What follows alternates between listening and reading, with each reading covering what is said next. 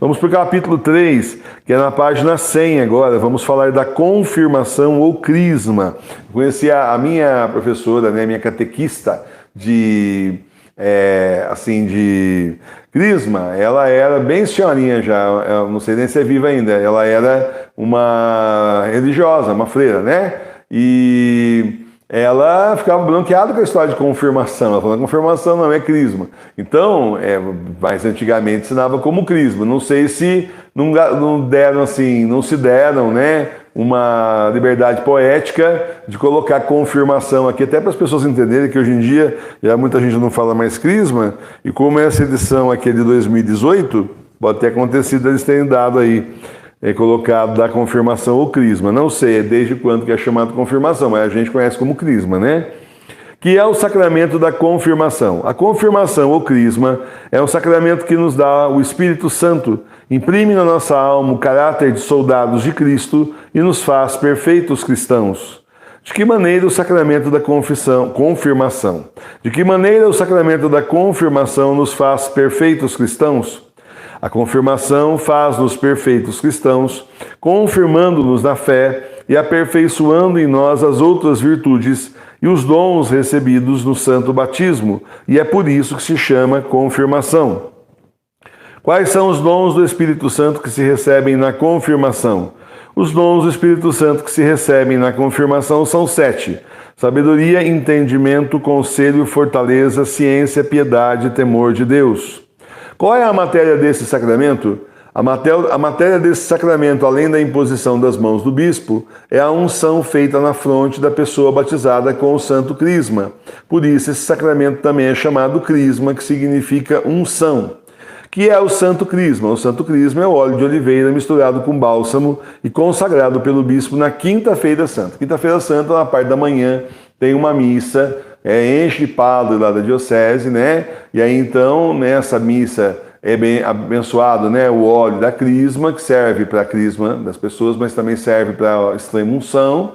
E também os padres todos ali prometem, né, reafirmam, aí reforçam que eles são fiéis ao bispo. Então tem toda uma cerimônia nesse sentido. Por isso que normalmente na parte da manhã, nas quintas-feiras, não é para ter missa em lugar nenhum. Tudo na diocese, na catedral da diocese, onde todos os padres se reúnem em torno do bispo. Salvo engano, isso não vai acontecer de novo, a não ser, sei lá, na aposentadoria do bispo, na morte dele, na nomeação de outro, né? Porque normalmente eles não têm essa oportunidade. Estou falando da igreja verdadeira, né? Normalmente eles não têm muita essa oportunidade de reunião com o bispo. Então é assim, mas eu queria lembrar para vocês, assim, professor, mas aqui nós não temos óleo de crisma, não temos bispo, não tem nada, como é que faz? O senhor está no lugar do bispo? Não, ninguém está no lugar do bispo aqui, nem eu nem vocês, faz favor. Né? Quem está aqui e não está no lugar do bispo também está muito acima, porque a igreja dele é nosso Senhor Jesus Cristo. Né? O Senhor é o sumo sacerdote da nossa igreja, portanto está acima de tudo isso. Mas eu queria lembrar que assim, está no topo da hierarquia. Quando foi lá, né, em Pentecostes que os apóstolos receberam o Espírito Santo, né? Então eles falaram ali, né, justamente da doutrina, né, e batizaram um monte de gente, né? Então assim, esse formato que nós temos o sacramento hoje, como nós conhecemos agora, é um formato que não é logo do início. E nós voltamos do início da igreja. Então é o próprio Espírito Santo que nos crisma, que vem nos dar os seus 7 dons, que é o sacramento da crisma, é isso, receber os 7 dons do Espírito Santo. Então vale muito, porque assim, a gente sente mesmo, no dia de Pentecostes é maravilhosa a festa de Pentecostes, a gente sente mesmo, quem ainda não foi crismado, ou quem foi crismado aí na igreja falsa, sente realmente uma diferença muito grande, mesmo quem já é crismado, também ali recebe o Espírito Santo mais uma vez, né? O Espírito Santo vem sobre nós, né? Ali quem já é crismado validamente, tudo bem, mas não quer dizer que o Espírito Santo não possa vir sobre nós, né? Então sempre é bom, né? A gente está recebendo a inspiração do Espírito Santo, as graças do Espírito Santo sempre, as bênçãos, etc. Então é assim, por isso que aqui a gente faz a crisma dessa forma, né, na frente do altar da igreja doméstica, gente, porque o Senhor não vai nos deixar sem sacramento, Ele não nos deixou sem sacramentos. Então tem o que era lá em 1900 e pouco e tem o que é agora. E o que é agora o Senhor não deixou a gente sem sacramento. Assim, sinto muito para você. Não é o caso, certo? que significam o óleo e o bálsamo nesse sacramento. Nesse sacramento, o óleo que se derrama e fortalece significa a abundância da graça que se difunde na alma do cristão para o confirmar na fé. E o bálsamo, que é o aromático e preserva da corrupção, significa que o cristão, fortificado por essa graça, é capaz de difundir o bom aroma das virtudes cristãs e preservar-se da corrupção dos vícios. Qual é a forma do sacramento da confirmação? A forma do sacramento da confirmação é essa: eu te assinalo com o sinal da cruz e te confirmo com o crisma da salvação, em nome do Pai, do Filho e do Espírito Santo. Amém. Quem é o ministro do sacramento da confirmação? O ministro ordinário do sacramento da confirmação é só o bispo. Com que cerimônias administra o bispo? Deixa eu fazer aqui, não sei se ele vai falar na frente, mas fazer aqui uma observação. É só o bispo, mas ele pode designar um padre para fazer a crisma no lugar dele, por questão assim, de distância, questão que naquele dia ele não pode acontecer alguma coisa, ou enfim, ele pode designar um padre para fazer a crisma. Portanto, se você já viu isso quando a igreja estava aí com o Papa Bento XVI, e de repente você vai ficar na dúvida, será que meu sobrinho foi crismado porque foi o padre que fez a crisma naquela época? Foi. Naquela época foi. Significa que o padre tinha essa prerrogativa. O bispo permitiu que, por exemplo, quando chega no Sábado Santo, aí o pessoalzinho ali que é catecúmeno, eles são os adultos, são jovens já, eles passam por um processo de catequese, ali eles são batizados, crismados, já recebem a primeira comunhão, tudo num dia só. É uma cerimônia extensa.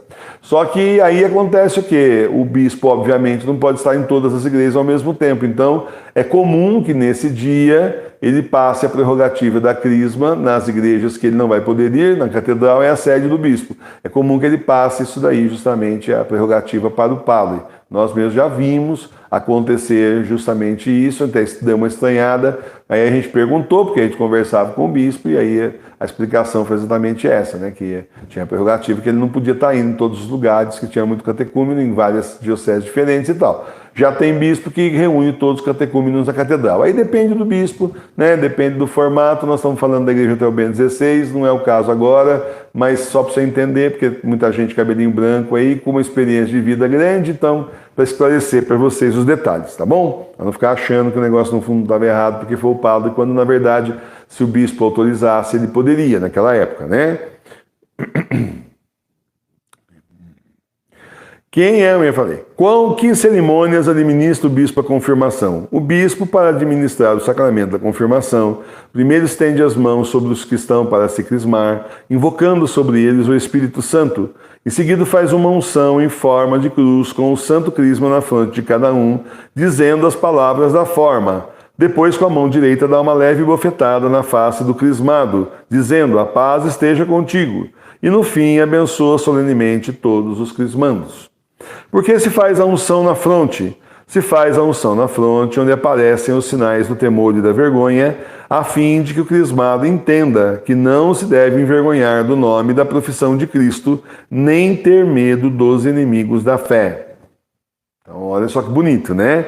Faz-se na unção na fronte, aqui na testa, onde aparecem os sinais do temor e da vergonha, para que a pessoa não tenha nem vergonha de testemunhar o Senhor e nem tenha medo também.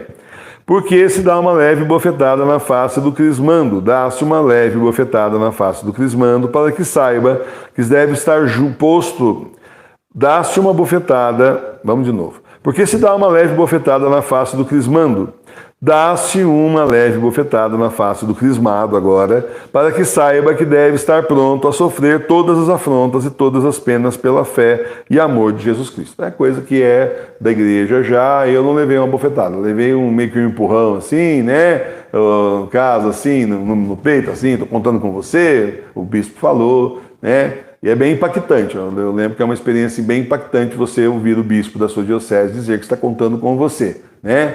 Talvez, eu não sei se ele falava isso para todo mundo, porque eu não reparei, mas com certeza não sabia ele como estava certo, né? O Senhor estava contando com a gente aqui da igreja doméstica para levar a igreja para frente, certo? Muito bom, continuando.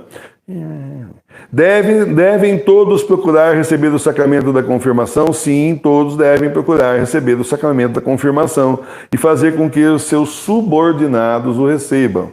Então, é aquela coisa, né? Porque muita gente aí, na época, trabalhava aí, né? Enfim, na roça, né? Ou enfim, trabalhava muitas horas, não tinha aquele descanso. Enfim, é para incentivar também os subordinados a ir lá e fazer a crisma também. Resumindo, é isso, né? Em que idade é conveniente receber o sacramento da confirmação? A idade em que é conveniente receber o sacramento da confirmação é 7 anos. Pouco mais ou pouco menos, porque então costumam começar as tentações e já se pode conhecer bastante a graça desse sacramento e conservar a lembrança de tê-lo recebido. Eu não sei se tem uma senhora aí que ela é catequista, ela falou comigo que ela é catequista, que acompanha, não sei se ela está aqui com a gente nesse horário, se é hoje não veio, ou é só domingo, mais tarde, não sei. Mas se tiver, provavelmente vai ficar escandalizado como eu fiquei quando eu li isso daqui. Porque é assim, hoje em dia se fala 14, 15, 16 anos, né? Foram aumentando, foram estendendo, parece que tem vontade da pessoa desistir mesmo, né? Mas eu me lembro, não, a primeira comunhão tem que ser 10 anos no mínimo, aí já foi para 11, tem gente aí que já foi para 12, né? Era a comunhão então, a primeira comunhão com 10, foi para 11, foi para 12, né? Aqui, por exemplo, tem gente fazendo a primeira comunhão aí com 12. E eu me lembro que eu fiz a primeira comunhão com 9, naquela época. Porque depois mudou-se de casa para um outro bairro, e eu morava do lado do Santuário Santa Terezinha e fui morar em outro bairro. Então foi o último ano, eu tinha 9 anos, quando eu fui e fiz a primeira comunhão. Quer dizer que daria até para fazer a crisma também. Aí me lembra da história de um Papa, eu não sei se é o Pio IX ou se é o Pio X, mas é um Pio, um Papa Pio, que tem assim uma mãe, né? Com a criança, foi a mãe, a criança, o pai, né, os pais e a criança visitarem, né? E na conversa, aquela conversa amigável com o Papa, aquela coisa, né? Ela comentou, né? Ou a criança comentou que queria muito fazer a primeira comunhão, né? Aí a mãe chamou atenção, você sabe que você não pode, você é muito criança ainda, né? E aí o Papa perguntou para o menino, né? Quantos anos você tem? 6 anos. E para você, quem é Jesus? Jesus é o Salvador do mundo.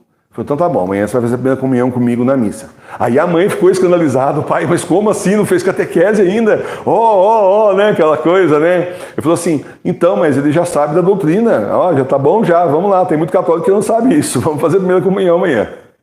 E a gente aqui faz comunhão espiritual com as crianças também, vai ensinando as crianças a receber o Senhor no coração, né? Vai ensinando a comunhão espiritual, já vai fazendo ali um ato de contrição menorzinho do que é o nosso, mais adaptado para a criança, no encontrinho com Jesus, já vai ensinando desde já. Vou falar assim, não, é o seguinte, só quando você tiver aí uns 10, 12 anos, então até lá, não dá nem tempo mais a ter internet, então ensinar desde já a comunhão espiritual, a confissão espiritual, o ato de contrição, essas coisas, bases da fé, o que a gente puder, saindo daquela formalidade, porque estamos numa época diferente, estamos na época do Apocalipse, é outro tempo, certo? Então aí eu sempre lembro dessa historinha, né, que o Papa, ele próprio, vigário de Cristo, dia seguinte deu lá a primeira comunhão para a criança. Então, por quê? Porque já tinha uma ideia, né? Para mim, Jesus é o Salvador do mundo. Pronto, então está resumida aí a doutrina, já está sabendo, já, vamos embora, né? Claro que depois, com certeza, os pais colocarem na catequese, né? E também era um outro tempo, né? Que as famílias já ensinavam também muita coisa, né? Era um tempo muito diferente do nosso, que a gente vive agora, certo? Então, continuando aqui, mas então a confirmação é com 7 anos, não é com 14, o dobro, vai vendo.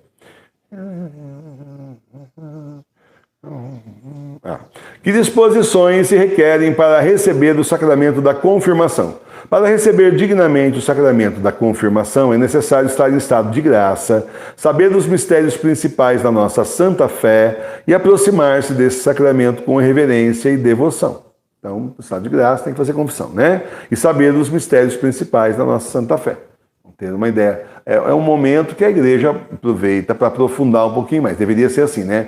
Porque dá uma catequese mais básica para a criançadinha, depois, né, no molde que eu conheci, daria uma catequese um pouquinho mais aprofundada, né, para a molecadinha. Mas você vê que 14 anos é muito longe. Com 14 anos tem gente que só vai porque a mãe pega no pé, o pai pega no pé. Já não tem mais. Deveria estar recebendo os dons do Espírito Santo antes. Eu concordo, o catecismo está certo, é isso aí. Cometeria pecado quem recebesse a confirmação uma segunda vez? Cometeria um sacrilégio, porque a confirmação é um daqueles sacramentos que imprimem caráter na alma e que, portanto, só pode ser recebida uma vez. que deve fazer do cristão para conservar a graça da confirmação? Para conservar a graça da confirmação, o cristão deve rezar frequentemente, fazer boas obras e viver segundo a lei de Jesus Cristo, sem respeito humano. É que aqui, às vezes, vai insistir nisso, tá? Os livros mais antigos vão falar da questão do respeito humano. Então você vê que lá no final do século XIX, começo do século XX, já estava com esse conversa de respeito humano para cá e para lá. O que pode ser uma coisa assim muito bonita, muito legal, mas também pode ser muito perniciosa. Nós estamos vendo que está sendo usado já de forma perniciosa lá atrás. Porque então a pessoa tem que dar testemunho da fé dela. Eu não vou falar da minha fé, porque é o seguinte, aqui tem gente de outras religiões, então eu não vou nem comentar de Jesus para não ofender ninguém. Tudo bem, pessoal? Entendeu? Então, ou melhor ainda, né? Aquele padre aí que faleceu agora recentemente, que simplesmente fazia lá, né, aqueles cultos ecumênicos, e aí ele mandava tirar, assim, Nossa Senhora, quadro de Jesus, para não ofender os evangélicos. E quando a gente achava que quem estava fazendo isso era o pessoal em volta dele, coitadinho, vítima das circunstâncias, ele não sabia de nada, porque sempre é assim, né? Eles venderam para nós que quem está acima nunca sabe de nada, a culpa é sempre dos subordinados, né? Para preservar a pessoa. Então, quando veio essa conversa aí, eu achei um vídeo dele assim, exultante, justamente porque eles iam ter um encontro ecumênico, mais um encontro ecumênico na Canção Nova. Tem esse vídeo na internet para você assistir, tá? Então, quer dizer, não deveria. Se você vai na casa de uma pessoa, vai falar assim, olha, eu vou na casa de um amigo meu, mas sabe, meu filho, eu não concordo com a sua religião, você tira tudo, senão eu não vou lá, tá? Eu vou te visitar, mas você tira os símbolos da sua religião. Você acha que o seu amigo vai fazer isso? Claro que não.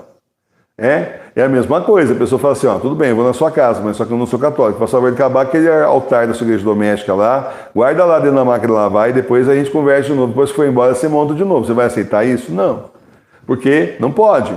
Simplesmente a pessoa vem de visita. A visita é visita, gente. Tá bom, olha, vamos supor que não deve, não pode, é proibido, mas vamos supor que a pessoa fosse fazer então um culto ecumênico, sei lá, numa igreja evangélica, e vai querer levar todas as imagens da igreja católica lá. Bom, a gente poderia falar assim, né? Bom, já não é nem para ir, então não vou nem perder tempo com isso, né? Começa aí. Mas por uma questão aí a ser correta, você não vai querer, mas entendeu? E por que quando vão na nossa igreja tem que tirar tudo? Então está errado. Aquelas coisas, está completamente errado. Então é isso, ter cuidado para dar testemunho da nossa fé sempre, para evitar que a gente se perca, dê mau testemunho de Jesus ou se envergonhe dele, e aí ele vai se envergonhar de nós também na frente do Pai, isso dito por ele próprio no Evangelho. Vamos terminar esse primeiro pedaço aqui, amanhã a gente continua, amanhã já vai ser a Santíssima Eucaristia. Então continuando.